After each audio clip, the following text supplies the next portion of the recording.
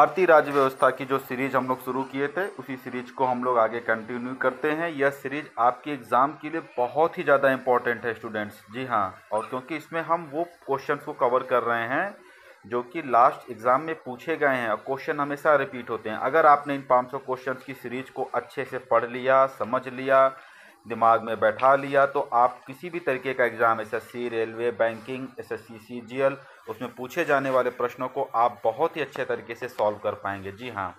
तो आइए आज की क्लास को स्टार्ट करते हैं, आगे हम कंटिन्यू करते हैं। जिसमें पहला क्वेश्चन है, मृत्यु दंड क्षमा करने का अधिकार किसको है? जी हाँ, राष्ट्रपति को।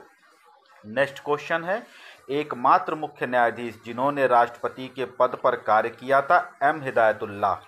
राष्ट्रपति के चुनाव में कौन कौन भाग लेते हैं? संसद व राज्यों के विधानसभाओं के सदस्य। अगला क्वेश्चन है, लोकसभा और राज्यसभा में कितने सदस्यों को मनोनीत करने की शक्ति राष्ट्रपति के पास होती है? 2 एंग्लो इंडियन को और 12 अन्य को वो मनोनीत कर सकते हैं।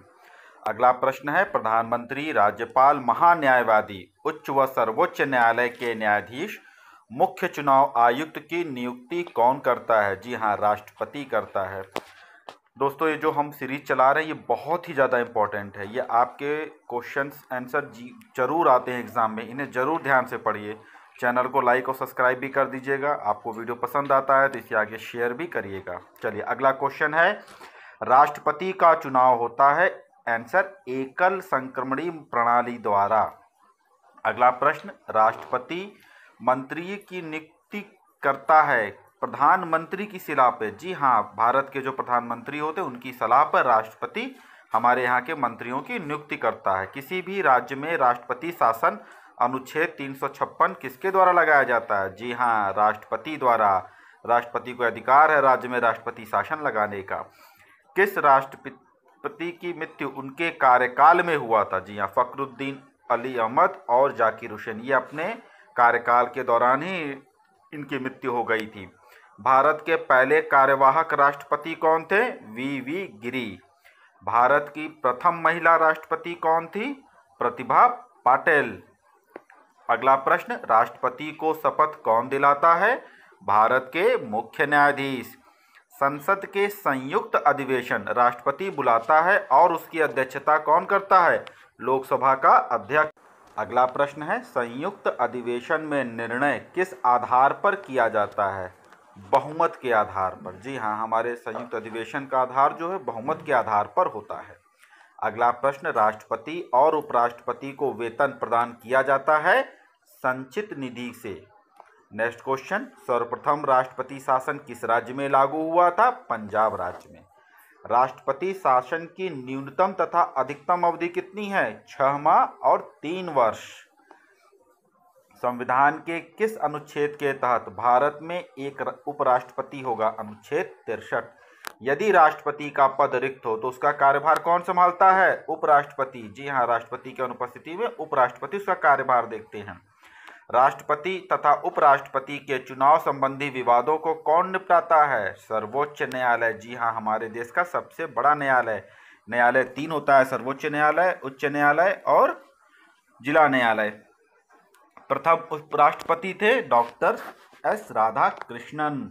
नेक्स्ट प्रश्न, यदि राष्ट्रपति और उपराष्ट्रपति दोनों अनुपस्थित हों तो राष्ट्रपति का कार्यभार कौन संभालेगा? जी हाँ, हमारे सर्वोच्च न्यायालय का मुख्य न्यायाधीश। राज्यसभा का अध्यक्ष कौन होता है?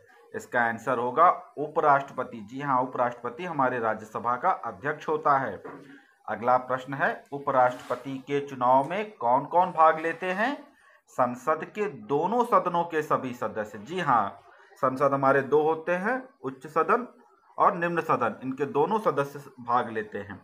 अगला प्रश्न है, संविधान के किस अनुच्छेद में प्रधानमंत्री के पद की व्यवस्था की गई? अनुच्छेद 74।